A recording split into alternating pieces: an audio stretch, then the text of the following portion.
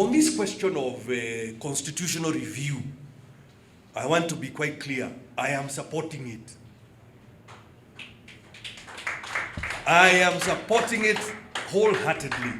I will give you 4 reasons. Na wewe pia soma na ujione na tafadhali, ama niseme kwa lugha yetu, tapasali sana, support it. 4 reasons. Reason number 1. When it passes, by the way, Bishop, you know there is something we call equitable share. What happens when you pay taxes, we divide the taxes using a law called division of revenue. We divide the taxes, some of the money is left with national government, some of the money goes to county governments.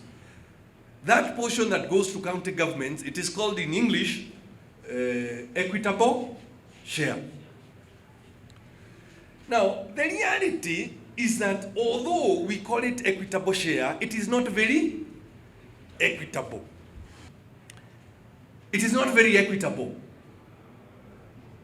because per person here in Laikipia, we get about 8,000 shillings per person. Our brothers who went to live in Mpeketoni, yani hapa Lamu, they get 25,000 shillings per person. Is 8,000 and 25,000 equal? So it's not very equitable.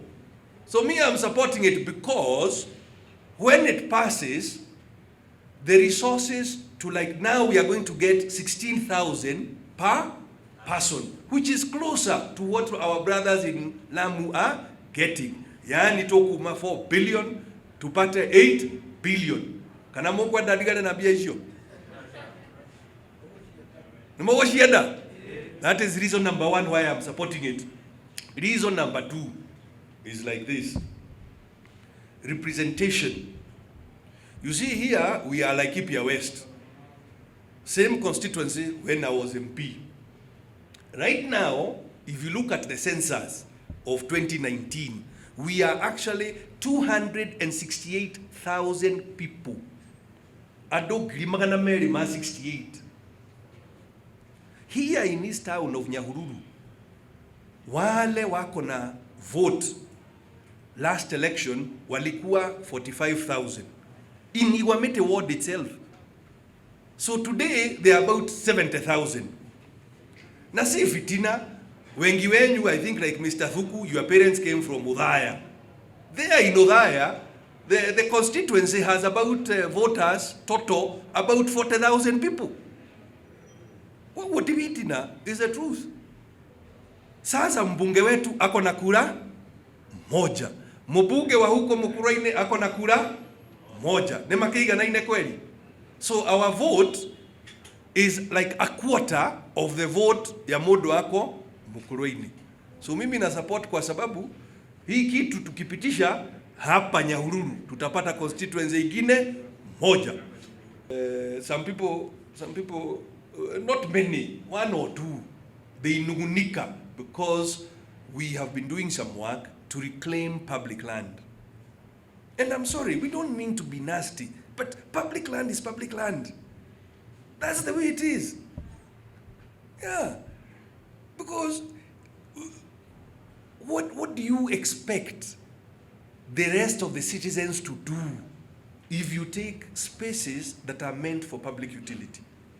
So it's not that we are trying to be nasty.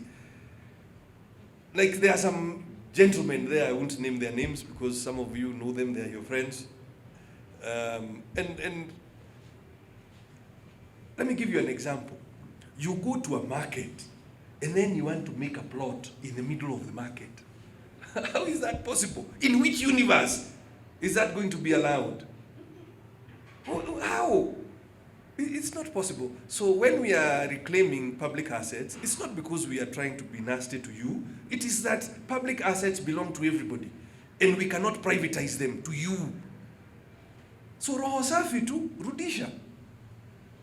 Roho safi. And that's what is correct.